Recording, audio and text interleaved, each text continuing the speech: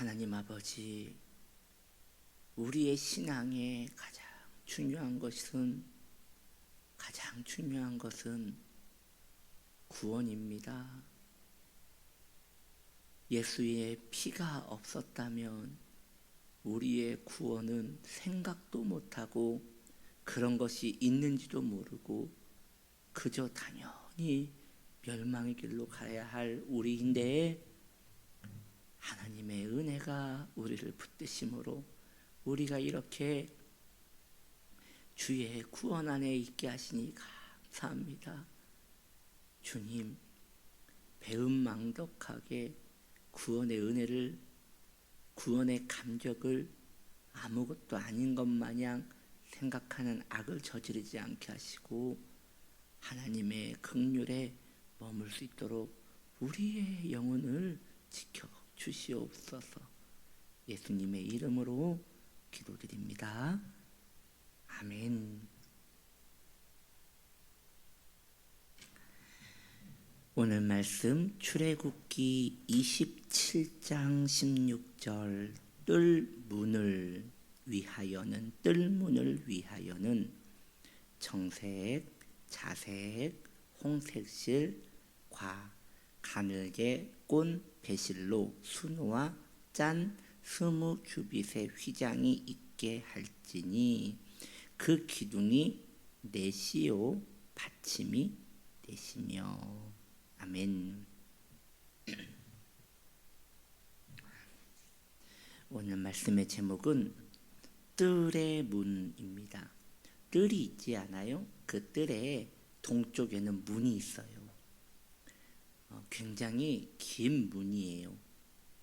거의 그 뜰 한 면에 3분의 1 정도를 차지하는 큰 문이에요. 우리가 생각하는 그런 여닫이 문이 아니에요. 아주 긴 천으로 된 문이에요. 이 문에 대한 원형적 가르침, 여기에서 여러분, 원형적이라는 것은 우리가 성막을 지금 예수 그리스도의 모형, 예수 그리스도의 그림자로 이해하고 우리가 지금 설교를 듣고 있지 않아요? 그렇기 때문에 그림자가 있으면 원형이 있을 거 아니에요? 원본이 있을 거 아니에요? 지금 그 얘기를 하는 거예요. 이 성막 뜰에 있는 문, 이 문의 원형적 가르침은 요한복음 10장 9절에 너무나 우리에게 친절하게 잘 가르쳐주고 있지요. 거기에서 그 문에 대하여 이렇게 이야기합니다. 요한복음 10장 9절, 내가 문이니, 여기서 내가는 누구를 말합니까? 맞아요, 저와 여러분의 구주 되시는 우리 주인 예수 그리스도를 의미하는 것입니다. 내가 문이니 누구든지 나로 말미암아 들어가면 구원을 받고라고 하였습니다. 즉 예수님이 문이라는 것이에요. 예수님을 믿어야 구원을 받는다는 것이에요. 예수님과 동행해야 하나님이 우리를 용납해 주신다는 것이에요. 우리가 우리의 공적을 가지고 저 구원의 문을 아무리 두들겨도 구원의 문은 눈 하나 깜빡하지 않고 돌아가라, 너는 이곳에 들어올 자격이 없다 라고 할 거예요. 그때 어리석은 자는 더 선이 부족한가 보다, 더 덕이 부족한가 보다, 더 열심히 부족한가 보다 라고 하면서 또 선한 일을 하고 면벽 수련을 하고 구제를 하고 열심히 내가 한번 다시 살아보겠노라고 하면서 다시 이 구원의 문을 도전해보지만 구원의 문은 눈 하나 깜짝하지 않고 다시 돌아가라, 너는 자격이 없다 라고 할 거란 말이죠. 그 어리석은 사람이 수천 번 수만 번 정성이 부족한가 보다, 누가 이기나 보자, 정성이 부족한가 보다, 내가 계속하면 안 될 것도 없다, 내가 내가 이루어 놓은 세상은 지금까지 내 열심으로 안 된 것이 없다 하고 또 열심 해보지만 구원의 문은 그에게 굳게 닫혀 그에게 어떤 것도 허락하지 않을 것입니다. 그때 그 옆에 어리석은 자보다 더 어리석은 자가 있습니다. 그 자는 무엇이냐? 가만히 보니까 열심으로는 도저히 저 문을 들어갈 수 없는 것이에요. 그래서 그 어리석은 자는 한 가지 생각을 했습니다. 저곳에는 내 힘으로 들어갈 일이 아니구나. 그러면서 저 문에 들어가려면 저 문에 들어갈 수 있는 문 손을 잡고 들어가면 되겠구나 라고 생각을 했습니다. 그래서 그는 어떠한 선행과 어떠한 노력을 하기보다는 계속 그 들어갈 수 있는 사람을 찾은 것이에요.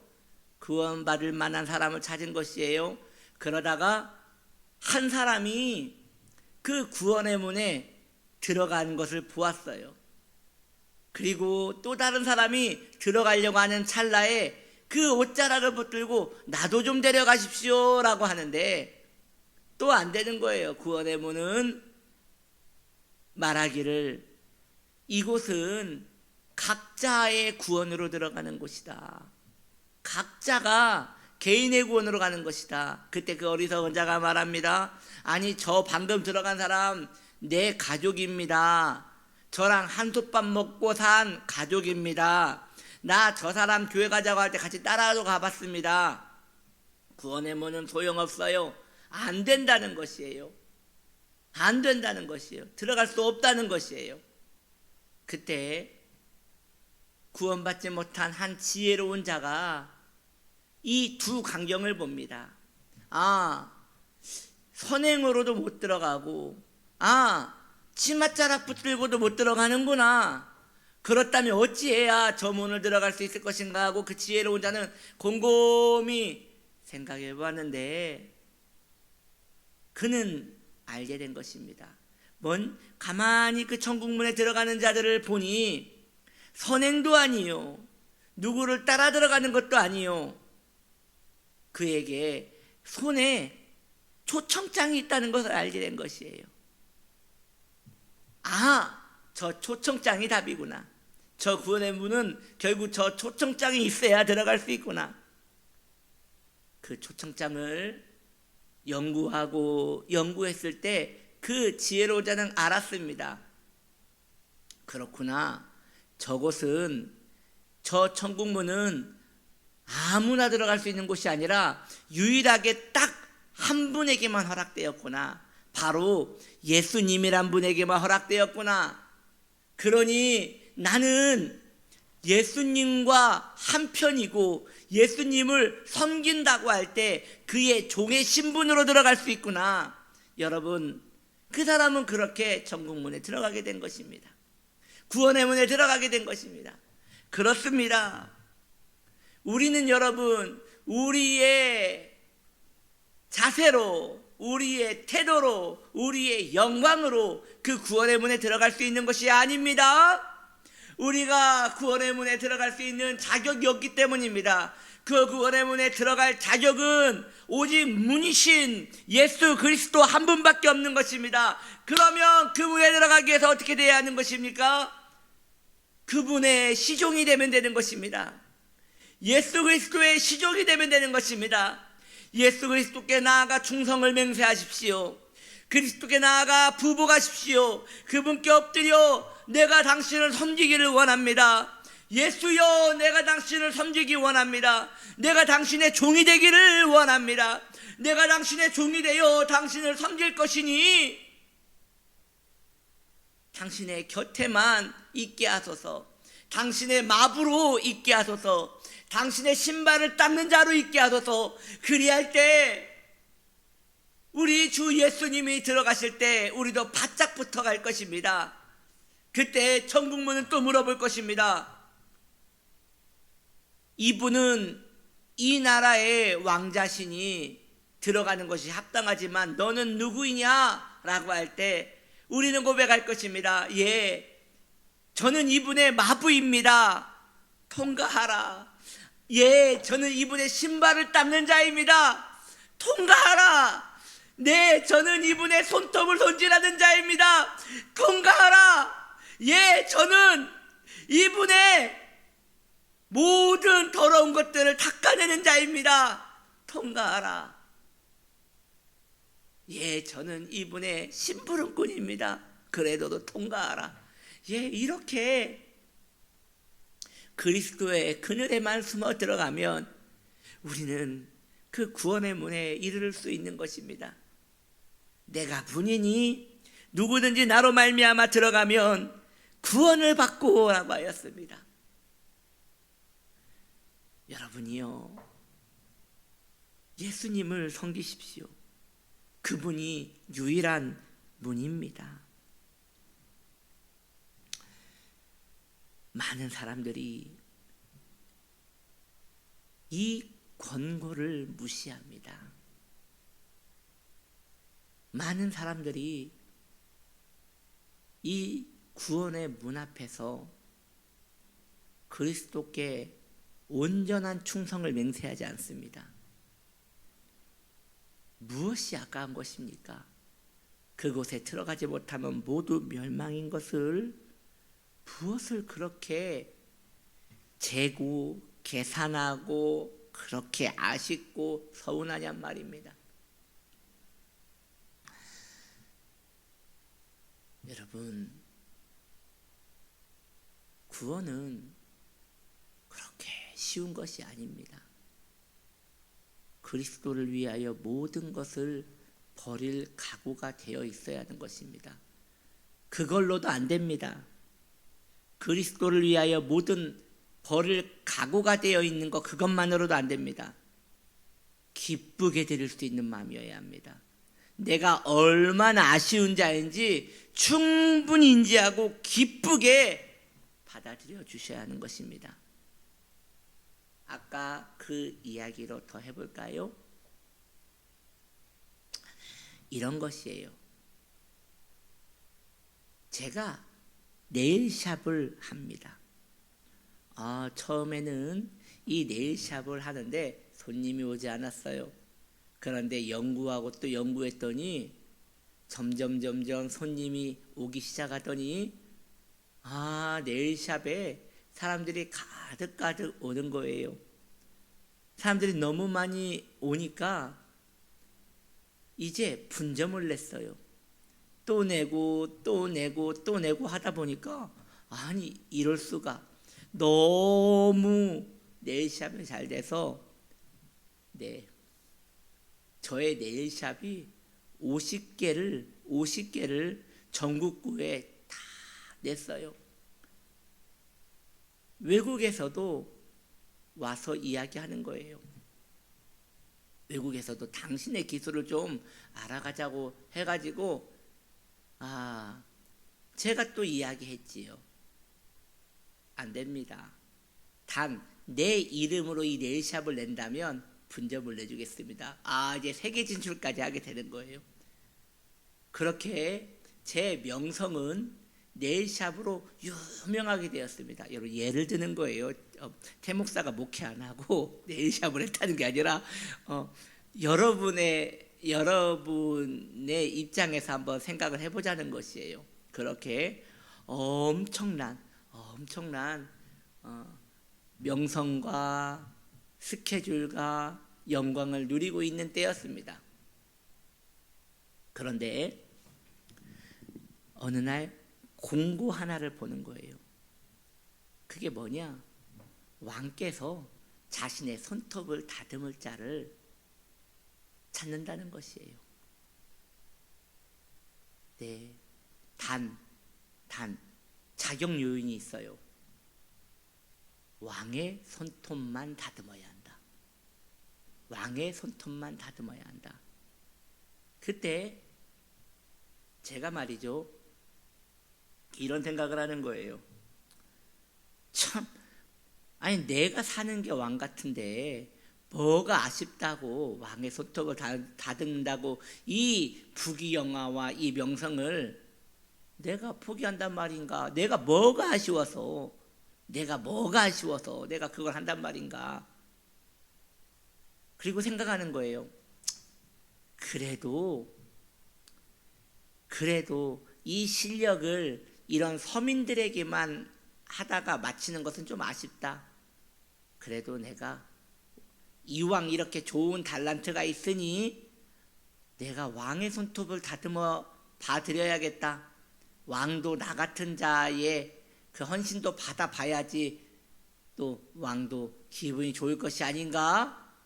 라고 하면서 왕궁에 들어가는 것이에요.